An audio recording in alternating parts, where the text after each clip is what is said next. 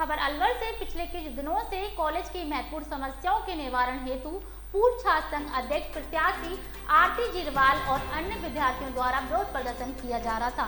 उसी क्रम में आज गुरुवार 17 नवंबर को गौरी देवी महाविद्यालय के प्रिंसिपल रेखा शर्मा द्वारा कॉलेज छात्रों की 21 सूत्रीय मांगों को लेकर प्रेस वार्ता की गई। मैं तो यही कहना चाहूँगी कि जो छात्रों की मांग है कि सफाई का होना या कॉलेज कैंपस का क्लीन होना, वो तो हर साल 3 बार होता है, तो अभी दूसरी बार होगा और तीसरी बार में फिर दोबारा होगा, तो वो काम मतलब उनका हो जाएगा 10 दिन में। और रही बात क्लासेस होने की, तो क्लासेस तो हमारे हमेशा जब एग्ज़ाम होते हैं तभी नहीं होती, बल्कि छात्राएं नहीं आती। अधिकतर छात्राएं फर्स्ट ईयर में एडमिशन लेके ट्यूशन के लिए छात्राएं बाहर जाती हैं। हॉस्टल में जब 3rd ईयर हो जाता है तो लड़कियां बेलिप ले कर लेती हैं, जिससे कि हॉस्टल में जगह मिले और बच्चियां कॉम्पिटिटिव एग्ज़ाम्स की तैयारी करें, वो करें तैयारी, किंतु क्लासेस में वो नहीं आती हैं। आजकल ट्यूशन का इतना अच्छा चलन चला है कि लड़कियां कॉलेज में आके भी क्लास में नहीं आती। तो इसमें हमारी तो अपनी ओर से तो कोई फॉल्ट नहीं है। स्टाफ 8 बजे से आ जाता है और 4 बजे तक रुकता है। स्टाफ की कमी के बारे में, स्टाफ की कमी का आयुक्तालय में भिजवाया जा चुका है, और जैसे ही आरपीएससी की भर्तियाँ होंगी ना, उसके बाद अब ज्योग्राफी में तो शायद इंटरव्यू शुरू हो गए लेक्चरर्स के, और हर सब्जेक्ट में होंगे, वैसे वैसे पोस्टिंग्स मिलती जाएगी। एक जो टीचर आपके अनअवेलेबल हैं 2014 से, उनका बस वही है कि शारीरिक रूप से सक्षम नहीं होने के कारण वो महाविद्यालय में आने में असमर्थ है, और ये आयुक्तालय में हम भिजवा चुके हैं, और वो बिना अनुमति छुट्टी लेती है और कभी आके साइन करके जाती है, फिर लंबी छुट्टी लेती है।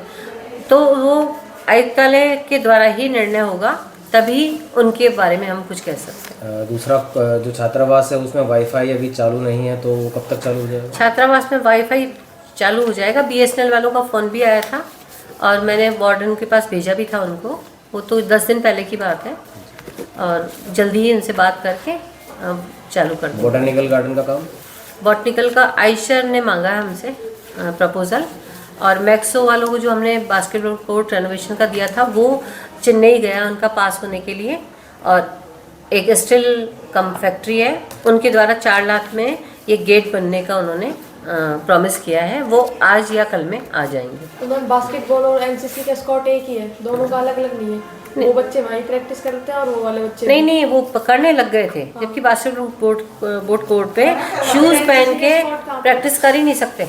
अगर नॉर्म्स में, मतलब मैं तो अंजू मैम ने कहा कि लड़कियां बिना मेरे परमिशन के वहाँ प्रैक्टिस कर रही है, तो अंजू मैम ने जाके उनको रुकवाया भी था।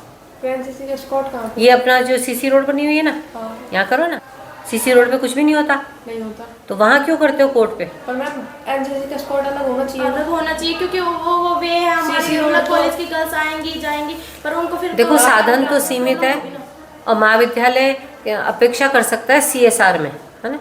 तो अब कलेक्टर साहब से फिर मिल के आप लोग जाओ, आज ही जाओ मेरे कहने से, ठीक है, हम तो मिल आए, और आप जाके उनसे रिक्वेस्ट करो कि हमारे यहाँ ये समस्या है और इनको तुरंत प्रभाव से हल किया। आप सभी विद्यार्थियों को क्या संदेश देना चाहेंगे? मैं तो यही कहना चाहूँगी कि जो काम हो गए उनके लिए वो मुझे धन्यवाद दें, जिससे मैं मोटिवेट हूँ। हाँ, और अगर वो मेरे बारे में इस तरह से कहेंगे कि ये नहीं हुआ वो नहीं हुआ, तो हो सकता है कि मैं हतोत्साहित होने लग जाऊँ कि मैं तो 6 बजे तक ऋतु मैम के संग उस दिन 6:30-7 बजे तक हम लोग घूमे कोर्ट पे, अंधेरा था, लाइट चली गई थी, उसके बावजूद हम चाह रहे थे कि मैक्सो वाले हमसे संतुष्ट होके जाएं, कि हमारी मांगे जो हैं उनको माने, और हमने जयपुर से स्पोर्ट्स ग्राउंड जो बनाते हैं उनसे बातें करवाई उनकी, और एस्टिमेट मिनिमम कराने का कोशिश किया।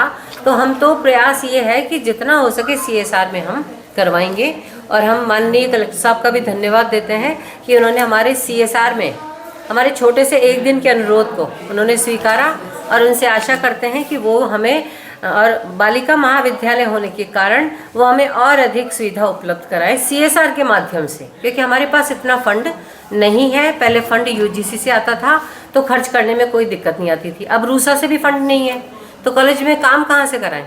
जैसे हॉस्टल का हुआ तो अंजू मैम बोली मैडम बिल्कुल ही हमारा खजाना खाली हो गया। मैंने कहा फिर भरेगा, मैं कहा अभी तो खर्च करते हैं अपन, तो अभी तो हमने कर दिया, पर अब हमारे पास सोलर सिस्टम इस्टेब्लिश करने के लिए CSR के माध्यम से हम रिक्वेस्ट करेंगे और हम हॉस्टल में सोलर सिस्टम लगाने का प्रयास करेंगे। बस छात्राएं मुझे मोटिवेट करती रहें और मैं उनके लिए काम करती हूँ। धन्यवाद पात्र हैं, हम आपको धन्यवाद देते हैं इस बात के लिए। तो मैं तो यही चाह रही हूँ बस छात्राएं सहयोग रहें। एक लास्ट में स्टूडेंट्स का हुआ, साथ में जो टीचर्स की भी एक समस्या सामने आई है, स्टाफ की कमी और रिस्पॉन्सिबिलिटी ज़्यादा, तो उसके बारे में आप कहाँ किस तरह से देखते हैं? देखो, भारत एक विकासशील राष्ट्र है ना, और विकासशील राष्ट्र आप समझो, जैसे कई लोग JNU का एग्जाम्पल देते हैं, इतने स्टूडेंट पे इतने एक प्रोफेसर। हम हर कॉलेज को JNU नहीं बना सकते। दूसरी बात, हमारी सरकार की जो प्रयास है ना गाँव में स्कूल खोलना, मैं आपको सच बता रही हूँ, यहाँ लड़के लड़कियाँ नहीं आते। मैं कठूमर गई थी कल, कठूमर में लड़के लड़कियाँ रेगुलर पढ़ने आते हैं। मालाखेड़ा कॉलेज मेरा ही प्रयास से बना हुआ था उद्घाटन, वहाँ बच्चे रेगुलर आते हैं और 98% के से 80 के बीच की लड़के और लड़कियाँ हैं, और टीचर नहीं आए तो लड़कियाँ बुलाने चल देती हैं। तो मैं तो ये चाह रही हूँ कि बच्चे टीचर के संग रहे, उनसे बॉन्डिंग रखें, उनके पास कोई काम है तो थोड़ी देर रुक के क्लास ले लें। लड़कियाँ चाहती हैं कि 12:30 तक 1 तक सारी क्लासेस हो जाए उनकी, ऐसा पॉसिबल हो ही नहीं सकता। कॉलेज 5 बजे तक चलना चाहिए, 2 बजे बाद एक लड़की नहीं दिखती, बाहर तो दिखेगी आपको रोड पे, पर कॉलेज में पढ़ने के लिए लड़कियां नहीं आती। तो लड़कियों का रुझान भी थोड़ा मतलब डाइवर्ट हुआ है, चाहे ये अपना इतना इलेक्ट्रॉनिक मीडिया जो अपने पे प्रभाव डाल रहा है ना, उसके कारण बच्चे अब घर में ही पढ़ना शायद चाहते हैं, मुझे तो ये लगता है। ऑनलाइन